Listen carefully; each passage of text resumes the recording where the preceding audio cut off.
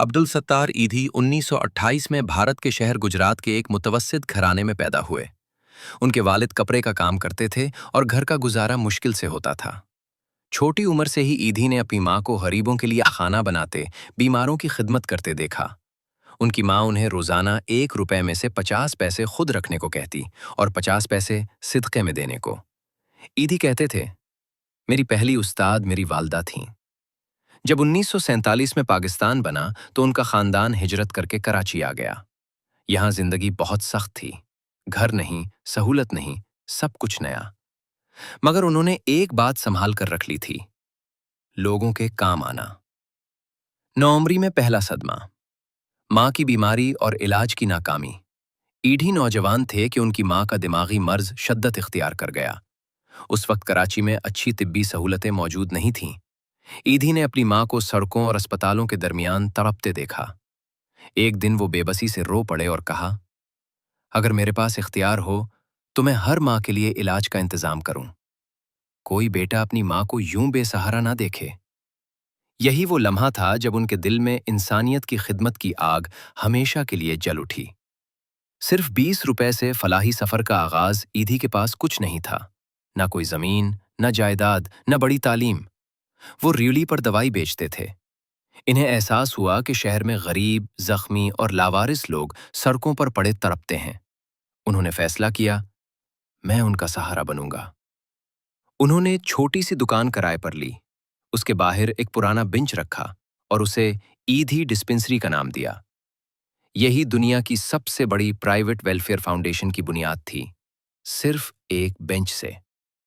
झूला सिस्टम, वो कदम जिसने बेशुमार जानें बचा लीं। 1951 में कराची में बच्चे कूड़ेदानों में मिलते थे। लोग उन्हें छोड़ देते थे क्योंकि उनकी परवरिश मुमकिन नहीं होती थी। ईधी ने एक प्ले कार्ड लिखा, अपने बच्चे को मारो नहीं, हमारे हवाले कर दो, और दुकान के सामने पहला ईधी झूला रख दिया। वक्त के साथ पूरे पाकिस्तान में सैकड़ों झूले लग गए। हजारों बच्चों की जिंदगियां बच गईं। लोग कहते थे, अगर ईधी ना होते तो ये बच्चे दुनिया में ना होते। एम्बुलेंस सर्विस, मेहनत, कुर्बानी और दुनिया का सबसे बड़ा नेटवर्क। ईधी ने पहली एम्बुलेंस खरीदी, वो भी एक पुरानी पिकअप वैन। वो खुद एम्बुलेंस चलाते, जख्मियों को उठाते और रात की तारीकी में जनाजे तक पहुंचाते थे। वक्त गुजरता गया और दुनिया देखती रह गई। उनकी एम्बुलेंस से बढ़कर 1800 से जायद हो गईं। ये दुनिया की सबसे बड़ी निजी एम्बुलेंस सर्विस बन गई। ईधी रातों को सड़कों पर गश्त करते, कहते, अगर कोई तकलीफ में है तो मुझे सोने का हक नहीं। अस्पताल, यतीम खाने, शेल्टर, हर दुख की दवा ईधी ने एक एक करके वो तमाम इदारे बना दिए जिनकी मुआशरे को सबसे ज्यादा जरूरत थी। यतीम खाने, शेल्टर हाउसेज, खुसूसी बच्चों के मराकज, बुजुर्गों के लिए घर, नशा छोड़ने के मराकज, मुसाफिर खाने, खाने के मुफ्त मराकज, अस्पताल और डिस्पेंसरियां। और ये सब कुछ बगैर हुकूमती इमदाद के, सिर्फ अवाम के चंदे पर। सीधा सादा इंसान, न दौलत न शान शौकत। ईधी दुनिया भर में मशहूर हो गए। बड़ी बड़ी हुकूमतें, बड़े बड़े हुक्मरान उन्हें इज्जत देते थे। लेकिन वो खुद कैसे रहते थे? 2 जोड़ों के कपड़े, एक छोटी सी कच्ची गोडड़ी, एक आम सी चप्पल, और एक छोटा सा घर। उनके पास बैंक अकाउंट तक नहीं था। जो चंदा आता, अगले ही लम्हे इंसानों पर खर्च हो जाता। दुनिया ने उन्हें कहा, द रिचेस्ट पुअर मैन, यानी वो फकीर जो इंसानियत की दौलत में सबसे अमीर था।